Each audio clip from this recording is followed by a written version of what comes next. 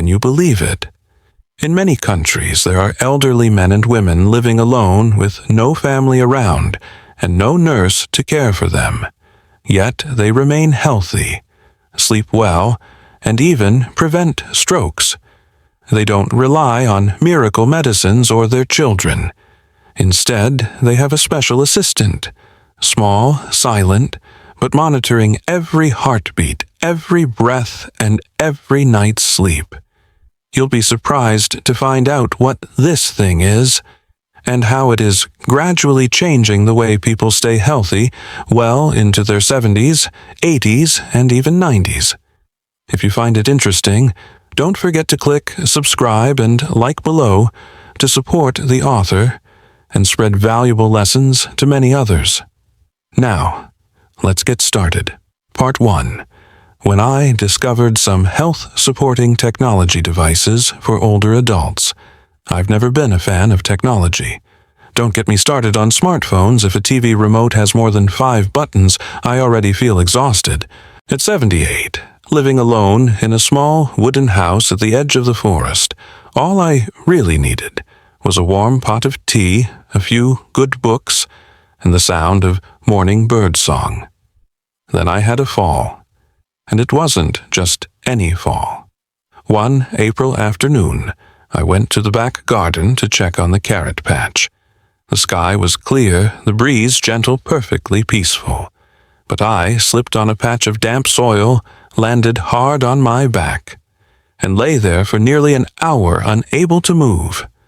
No one was around, no one to call out to, and my mobile phone, that was inside the house. When my son David came down from London 3 days later, I told him what had happened.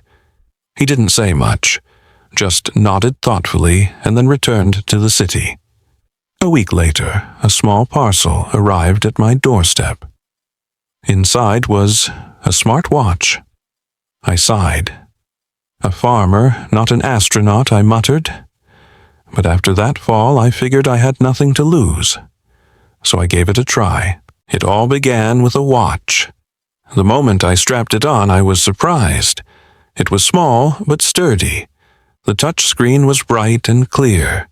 With just a gentle swipe, I could see my heart rate, blood pressure, daily steps, even the oxygen level in my blood. David had already linked it to a health app on my new smartphone. Yes, he bought that too.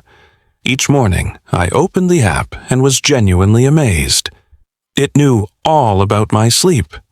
How many hours I'd slept, how long I was in deep sleep, even whether I'd been dreaming. One morning, I actually burst out laughing when the app reported, "You slept deeply for 3 hours, from 1:45 a.m. to 4:45 a.m. That's exactly when I was dreaming of my wife in her younger days, I whispered. She was playing the piano in our rose garden.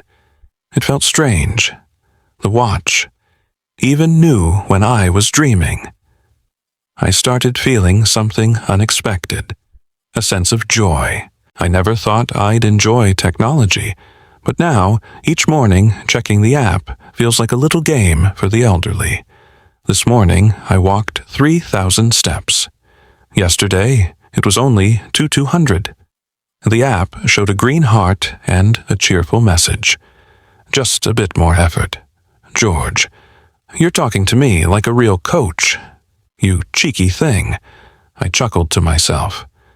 That afternoon, I made a cup of tea and decided to finally sit in the massage chair David had bought me months ago, one I'd never quite used properly. It looked modern, massive, and, frankly, a bit intimidating.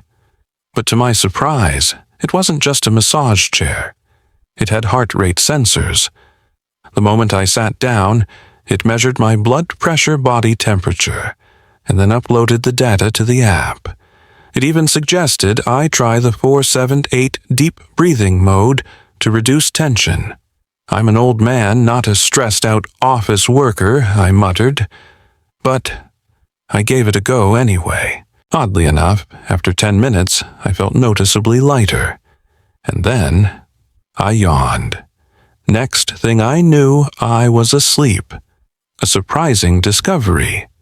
The following week, the app sent me an alert just as I was rinsing a glass in the kitchen. Your heart rate during sleep has shown some unusual fluctuations. Would you like to contact a doctor?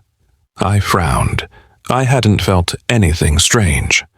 But I called Dr. Mary, an old family friend, and our longtime GP.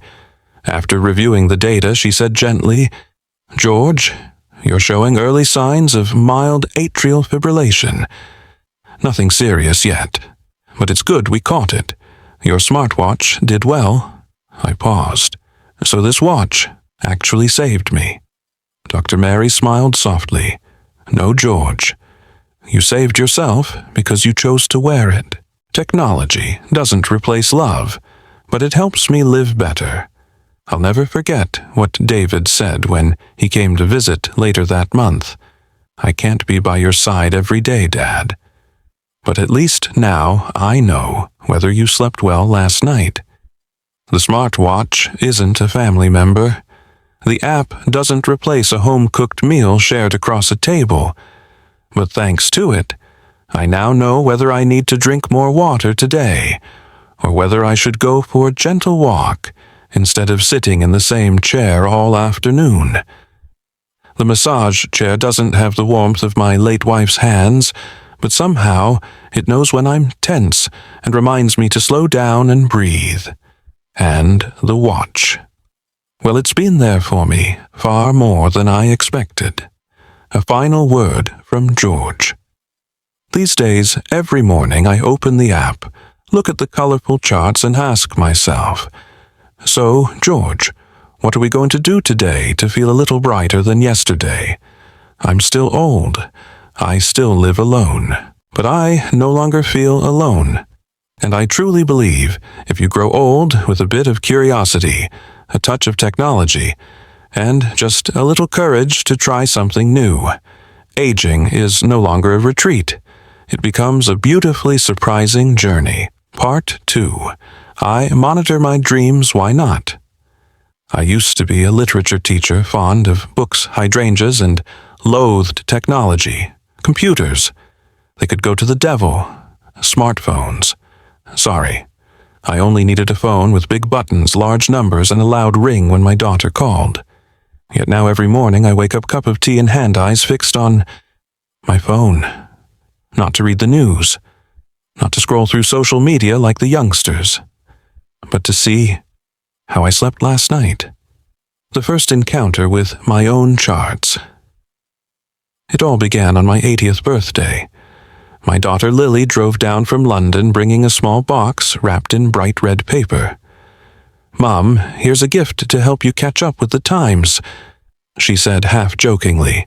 Inside was a wristband, blush pink, compact with a strap as soft as velvet. She called it a health tracker. I stared at it and said, "Why would I need this? I'm healthy." "You're healthy, but do you know how many hours you sleep? How many steps you take each day? Is your blood pressure stable? If you don't know, how can you say you're monitoring your health?" I nodded, still skeptical. However, I tried wearing it. And thus, a new habit formed. Mornings begin with numbers. And curiosity. Each morning, I open the app Lily installed on my phone. It displays a series of charts, colorful, easier to read than I expected. Today, it says I slept for 7 hours and 12 minutes. Of that, 3 hours and 40 minutes were deep sleep, the rest light sleep. I chuckled, because last night I dreamt of your father taking me dancing and refusing to let go. Lily Video calls me every morning.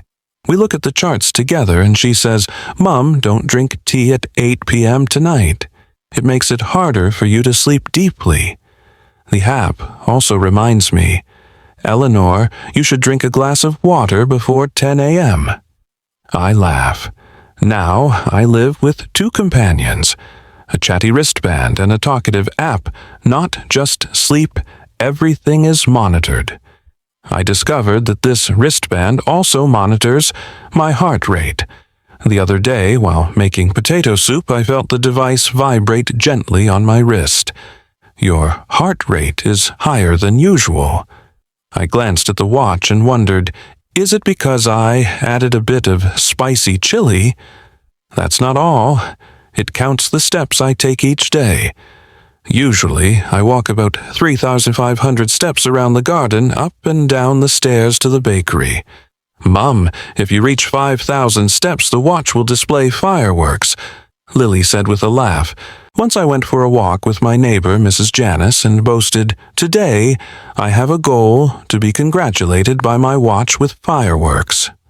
"What?" Mrs. Janice exclaimed. "Your watch knows how to set off fireworks when you walk far enough. It even knows when I'm breathing irregularly," I replied nonchalantly. "Reminders to take medicine to breathe like a friend." One thing I appreciate about this wristband is it never forgets. Every morning at 8 o'clock it reminds me to take my blood pressure pill. At exactly 11 o'clock it reminds me to drink water. Once I was distracted and it kept vibrating until I picked up the glass. Then I whispered, all right, I'm drinking now. Stop making a fuss." No one replied, but I felt it understood. In the evening, when I breathe faster because the book I'm reading is too thrilling, it suggests I try a 4-minute deep breathing exercise. I follow its guidance and genuinely feel relaxed. An old teacher learning to breathe from a machine. What a strange world, I say to myself, then chuckle again. The greatest gift I've received is peace of mind. Though I live alone, I no longer feel lonely as I once did, because everything from my sleep blood pressure to daily movements is now being watched over. Lily said, "Mom, you know your app is synced with my phone. I don't need to call every day to ask how you slept. I can just look at the app and know." I paused and thought. Instead of making my children worry each night, I've chosen to let that tiny app speak for me about my health. Technology doesn't make me young again, but it helps me feel like I'm living with intention, that every step I take, every hour of sleep I get, is being seen, recorded, and valued. Me, Eleanor, and my smart wristband. These days I call it my tech maid. She can't cook. She doesn't know how to garden.